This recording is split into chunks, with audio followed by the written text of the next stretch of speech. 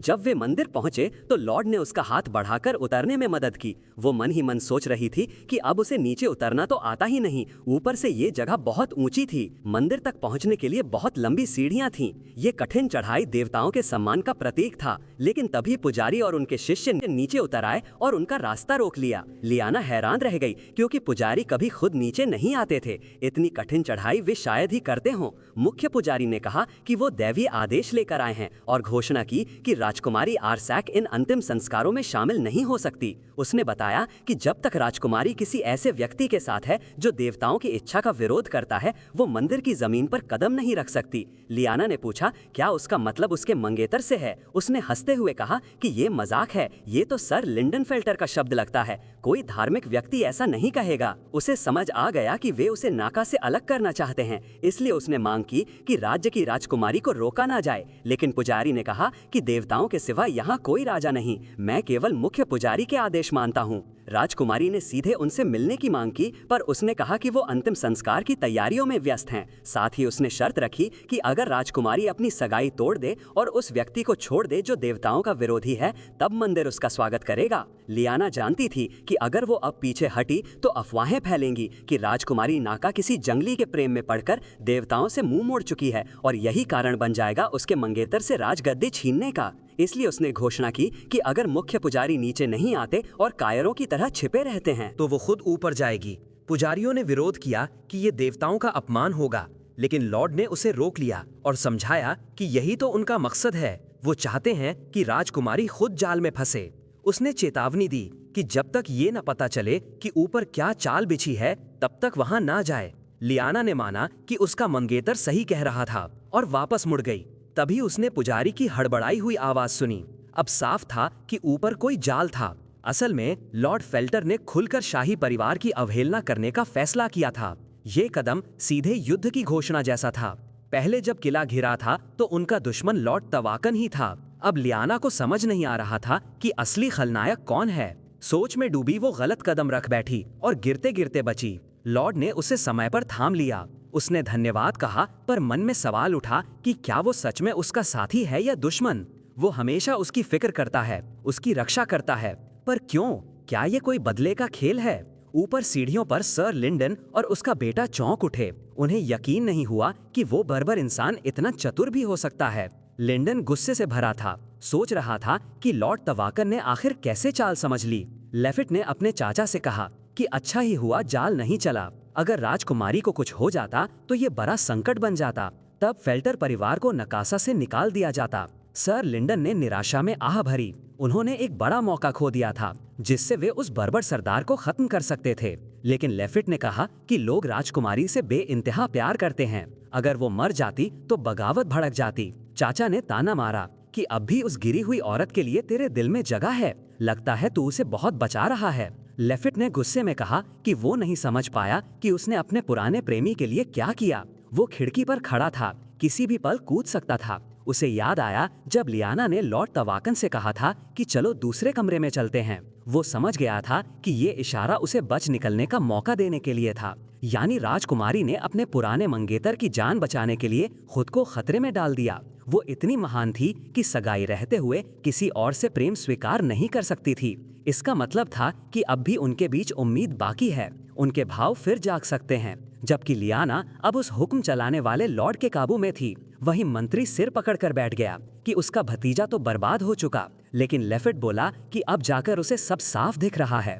Lyndon हंसते हुए बोला कि जब राजकुमारी उस बर्बर से शादी करेगी तो तू क्या करेगा? लेफिट ने दांत पीसते हुए कहा कि चाहे जो भी करना पड़े मैं इसे रोकूंगा। लॉर्ड तवाकन और लियाना तेजी से वापस महल पहुंचे। रास्ते में लॉर्ड ने उसके हाथ पर ताजा कट देखा और पूछा कि ये कैसे हुआ। उसने कहा कुछ नहीं, बस कैंची पकड़ते हुए ध्यान भटक गया था। लॉर्ड ने कहा कि तुम्हें नई कैंची चाहिए। लियाना झेंप गई। उसने सोचा कि इतना मामूली सामान बदलवाने की भी औकात नहीं। थोड़ी देर बाद वे अरसाक महल पहुंच गए। राजकुमारी ने लॉर्ड का धन्यवाद किया और जाने लगी। लॉर्ड कुछ पल रुका, फिर उसके पीछे दौड़ा और उसे पकड़ लिया। उसने पूछा कि उसके लिए ये इतना जरूरी क्यों है कि वो अंतिम संस्कार में नहीं जा पाई। फिर खुद ही बोला कि जरूर ये बड़ा मसला होगा। लियाना ने कहा, तुम सही कह रहे हो। लोग सोचेंगे कि जो राजा अपने सैनिकों की याद को भूल जाए वो कैसा शासक होगा। सब कुछ बिगड़ जाएगा और चांसलर इसका फायदा उठाकर मुझे सत्ता से दूर करने की कोशिश करेगा। लॉर्ड ने कहा कि वो खुद ये मामला संभालेगा। लियाना चौंक गई और डर गई कि कहीं वो सर लिंडन को सजा ना दे। उसके चेहरे पर डर देखकर लॉर्ड ने कहा कि वो हथियारों से कुछ नहीं करेगा। लियाना ने राहत की सांस ली और पूछा कि फिर वो क्या करेगा। लॉर्ड ने कहा कि अभी उसे खुद नहीं पता। फिर अलविदा कहने लगा, लेकिन लियाना ने उसे रोककर पूछा कि इतना शक्तिशाली लॉर्ड आम सैनिकों के अंतिम संस्कार की परवाह क्यों करता है।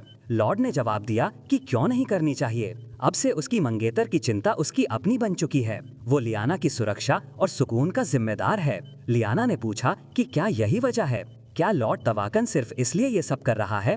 लॉर्ड तवाकन धीरे से बड़बड़ाया कि उनके बीच अभी भी बहुत दूरी है। फिर उसने सोचा कि क्या वो औरत उसकी मदद आसानी से स्वीकार करेगी अगर वो उसे कोई खास वजह दे दे। उसने कहा, तो फिर राजकुमारी यही समझे कि मेरे छुपे हुए इरादे हैं। वैसे भी अब वो चाहता है कि मिस लियाना उसका एहसान चुकाए, क्योंकि उसने अंतिम संस्कार के झंझट को संभाला था। लियाना के मंगेतर ने पूछा, तुम मुझसे क्या चाहते हो? फिर याद दिलाया कि साइंस का साम्राज्य इस वक्त बुरी हालत में है। शक है कि वो ज्यादा कुछ दे नहीं पाए। लॉर्ड ने कहा कि वो जो भी राजकुमारी दे सकेगी वो ले लेगा और उससे कहा कि अपने कमरे बदल ले। उसने कहा, अपने मंगेतर के नाते मैं तुम्हारे कमरे के बदल वाले कमरे में रहने आ रहा हूँ। वो कमरे असल में साइंस के शासकों के लिए बने हैं। उनके बीच में एक साझा बाथरूम है, यानी वो दोनों कमरे मिलकर एक ही बड़े कमरे जैसे हैं। लियाना हैरान रह गई ये सोचकर कि अब उसे अपने मंगेतर के साथ कमरा साझा करना होगा।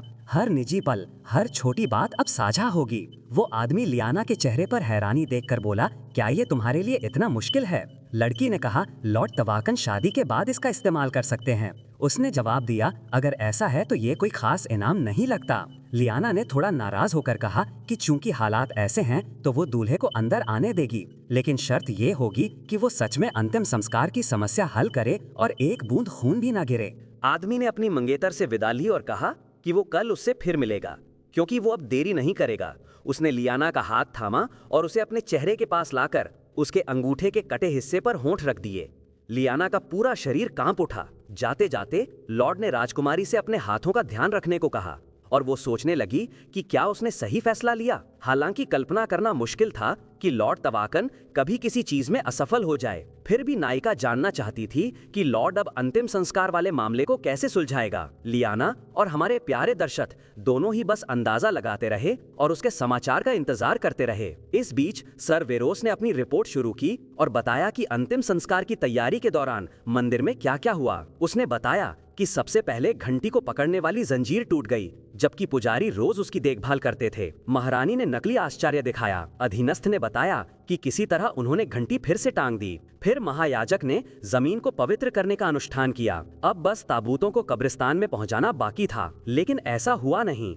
आसमान से एक विशाल पत्थर गिरा, लुढ़कते हुए नीचे आया और मंदिर की सीढ़ियां तोड़ दी। ये सुनकर सबको अजीब लगा, लेकिन चश्मदीदों ने कसम खाई कि ये सच है। अब पुजारी मंदिर के अंदर फंसे हैं, क्योंकि सीढ़ियां ही नीचे जाने का रास्ता थीं। जब तक नई सीढ़ियां नहीं बनती, अंतिम संस्कार रुक गया है और पूरा मामला टल गया है। लोग सोच रहे हैं कि शायद महायाजक ने कोई पाप किया है और देवता नाराज हो गए। राजकुमारी सांस रोके सुनती रही और बीच बीच में सवाल पूछती रही। सलाहकार ने कहा कि कई पुजारी इसे बेवकूफी मानते हैं, लेकिन ये सब उस दिन हुआ जिस दिन अंतिम संस्कार था। उसने पूछा, क्या ये सब सर्वशक्तिमान की क्रोध का संकेत नहीं? कुछ लोग तो ये भी कह रहे हैं कि ये सब इसलिए हुआ क्योंकि राजकुमारी लियाना खुद अंतिम संस्कार में नहीं आई। नायिका मुश्किल से मुस्कान छिपा पाई और सोचने लगी कि लॉर्ड तवाकन के दिमाग में ऐसा अजीब विचार कैसे आया। उसने मन में सोचा, क्या उसका मंगेतर इतना सनकी है कि उसने जादूगर भी बुला लिया? सेवक ने शर्माते हुए कहा कि राजकुमारी तो बहुत खुश दिख रही हैं,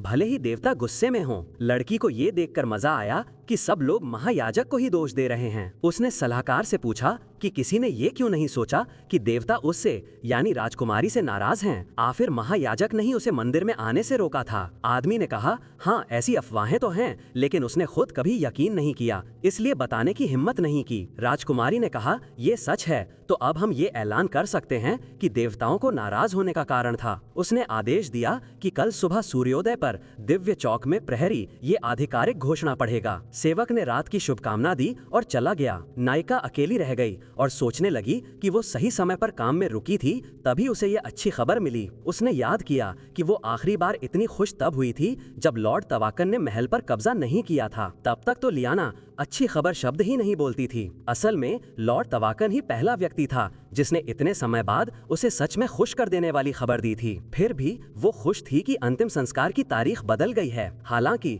वो अब भी ये सोचकर दुखी थी कि वो गिरे हुए सैनिकों के परिवारों से मिल नहीं पाएगी। तभी दरवाजे पर दस्तक हुई।